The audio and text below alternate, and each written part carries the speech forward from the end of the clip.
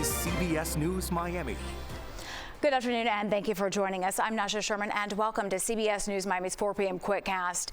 Emotional reunions on a historic day in Israel.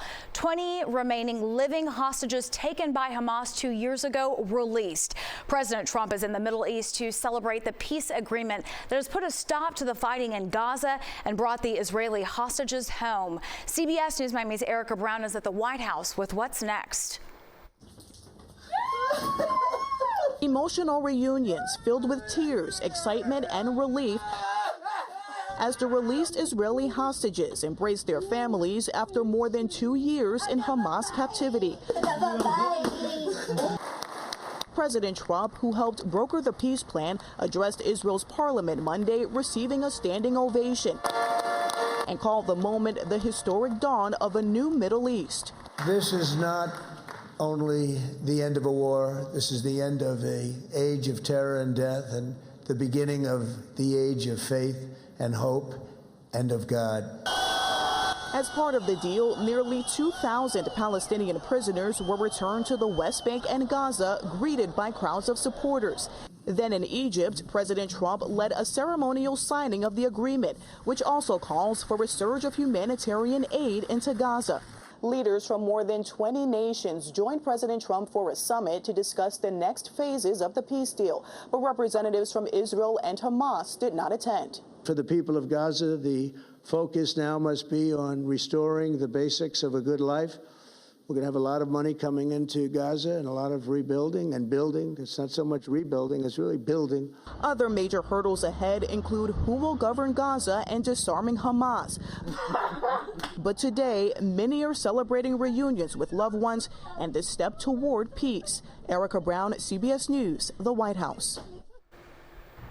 Stay with CBS News Miami on air and online for continuing coverage of the Israel-Hamas ceasefire and hostage release. The first court hearing in the lawsuit that could block the creation of a Trump presidential library in downtown Miami is underway. A former FIU professor is suing the Miami Dade College Board of Trustees over what he says was a lack of transparency. CBS News Miami's Steve Majiri reports from the proposed site next to the Freedom Tower. Former FIU professor Marvin Dunn is suing the Miami Dade College Board of Trustees, accusing them of violating the state's transparency laws and not being open with the public. This library would sit on land next to the Freedom Tower here in downtown Miami. Less than 3 weeks ago, the College Board of Trustees held an emergency meeting and unanimously voted to give away the land in question. Dunn claims the specific purpose of the land transfer was not disclosed to the public. Shortly after the meeting, the Attorney General announced plans for the Trump Library on that site. Shortly after the meeting, State Attorney General James Uthmeyer announced plans for the Trump Library on that site. Dunn is a historian and longtime civil rights advocate. He said the lawsuit aims to halt the transfer and force the board to comply with public transparency requirements under state law. He accuses Governor DeSantis of orchestrating all of this. What they did was they put out a notice, the Board of Trustees in the college, saying that we'd be discussing potential real estate transactions. If you weren't in on the deal and knew exactly what was going on, you'd have no idea from that description what this meeting was all about. This was underhanded, behind the scenes, scheming by Ron DeSantis, the governor. The governor orchestrated this whole thing. People were following his orders. And I take this straight to his doorstep. Ron DeSantis orchestrated the steal of land that belongs to our kids for Donald Trump, the person he apparently idolizes. Dunn says this is not political and it's all about preserving public input and public property. Governor DeSantis has praised the library but has been quiet about this suit. We have reached out to the governor's office about this lawsuit and Miami Dade College, but we haven't gotten a response. In downtown Miami, Steve Majiri, CBS News, Miami. Always tracking, always alerting. This is Next Weather.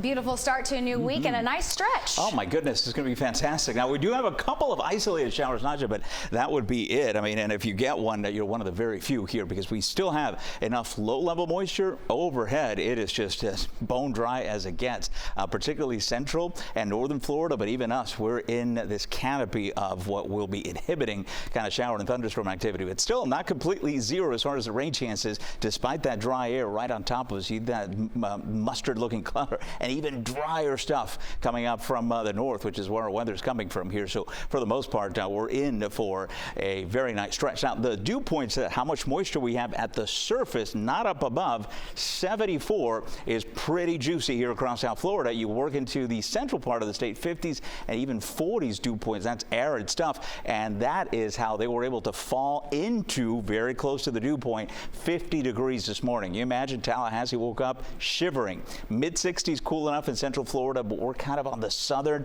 stretch of this front here, and so for us, despite the fact that we do have dry air overhead, we do have enough moisture to be able to get a couple of isolated showers. The morning lows are in the mid-70s, but yesterday morning we woke up to the coolest temperature we've had since April, upper 60s at the airport. Radar and clouds at the lowest levels of the atmosphere here. Again, we'll pick up a couple of isolated showers here and there. We're tracking one right now that is across west Miami and down towards portions of Olympia Heights. And that would be about it. This particular cell not bothering anyone. That's over the Everglades. But that's kind of the way the setup is going to be in the next few days. We'll have those isolated low-level showers that kind of come in on the breeze that develops during the afternoon. Otherwise, not expecting any significant rainfall. And of course, our official start of the dry season coming up for Thursday. But here's your Tuesday as we get the week underway. You'll see again a couple of these light green dots here and there.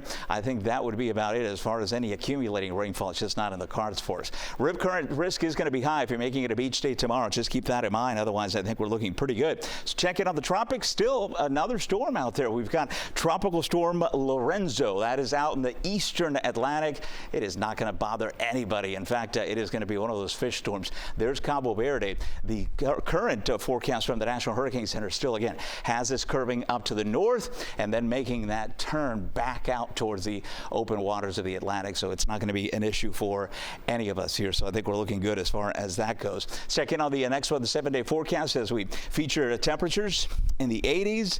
The humidity still a check. It's not tropical. I mean, it's not as dry as we'd like it to be, but it's enough to keep rain chances at bay for a good chunk of the week. Highest rain chance I have coming up for Thursday, about 20% chance, with highs continuing in the 80s.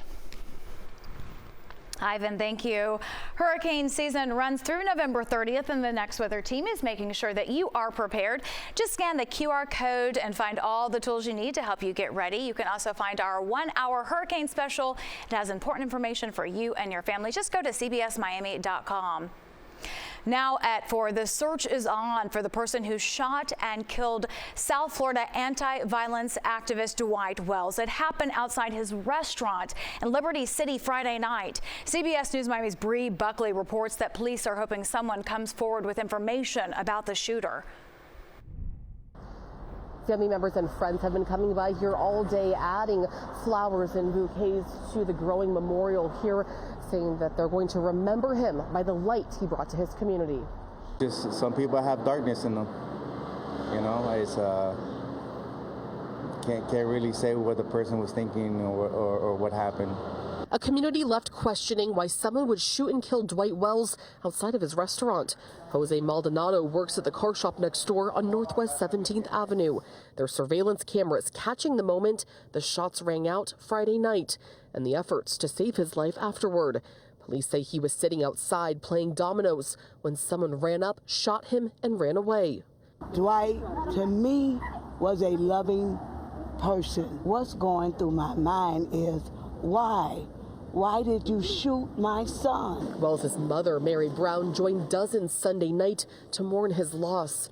Wells founded the Bikes Up, Guns Down anti-violence demonstrations. He was also known for helping youth and comforting and supporting families of gun violence, as well as helping his neighbors build up their businesses. His mother now sharing this message with the person responsible for murdering her son. Listen, shooter, when they catch you, I'm coming to court. If God allow it. I want to hug you. I want to kiss you if the judge allow it. I want to tell you, you should repent for your sins because you have a choice for good or evil. His family is begging for whoever did this to turn themselves in and say if you know who did it, to turn them in. You can call police or Crime Stoppers and remain anonymous. There plans to be a vigil as well as a balloon release held here later today. In Liberty City, Bree Buckley, CBS News, Miami. Officials are investigating a Brightline crash in Miami Shores this morning. The train ran into a lawn tractor. Chopper 4 was over the scene near Miami Shores Country Club. A 74-year-old man who worked for the country club was hurt when he jumped off the tractor just before the collision. He is expected to be okay. The front end of the tractor was ripped off by the train. When we come back, a special honor for South Florida's Gloria Estefan. We're taking you to the South Beach celebration next. E-scooters and bikes. You see them everywhere. Sidewalks, streets, even the highway. The cars really don't see you on a bike or a scooter. Now with accidents skyrocketing, who has the right of the road in your city? Tonight at 11. Welcome back to CBS News Miami's 4 p.m. Quickcast. Another flight test for SpaceX's Starship. If conditions are good, the launch window will open at 7:15 p.m. our time. This is the 11th flight test of the Super Heavy booster. It includes flight experiments, stress testing of its heat shield, and maneuver demonstrations on the final approach. This booster will launch with 24 engines. Starship is the largest rocket system ever construction, but parts of it have failed dramatically in the 6 of 10 test flights so far. On the Health Watch, high-efficiency air purifiers aren't enough to keep viruses from spreading in schools. Researchers found that classrooms with HEPA filters still left students exposed to a high level of respiratory viruses, and that includes RSV and the flu. The study did find that keeping humidity between 40 and 60% may help lower viral exposures. There is a decline in medical school diversity, and a 2023 ruling by the Supreme Court ended affirmative action in college admissions, and it's being blamed for the issue. According to a study published in JAMA, about 11% fewer Black and Hispanic students have enrolled in medical programs. Researchers say this will harm healthcare equity and worsen medical outcomes for minorities. Finally, at 4, she has her name up in lights, and now she has it on a street sign.